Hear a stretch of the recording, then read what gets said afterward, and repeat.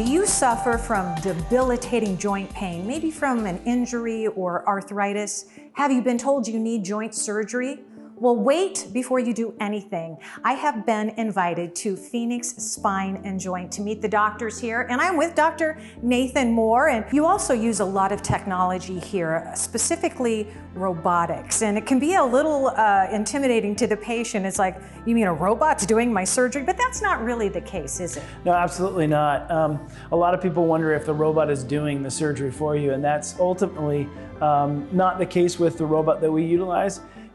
This robot is more like an assistant. It's really like an added set of hands, someone that can help guide the instrument into the exact position, placement, and accuracy that's unprecedented, really. With robotics, are all patients a good candidate for that? I would say absolutely. If you're a candidate for a total joint replacement, you're typically a candidate for robotics. All right. Like you said, it's not your mama's joint replacement anymore.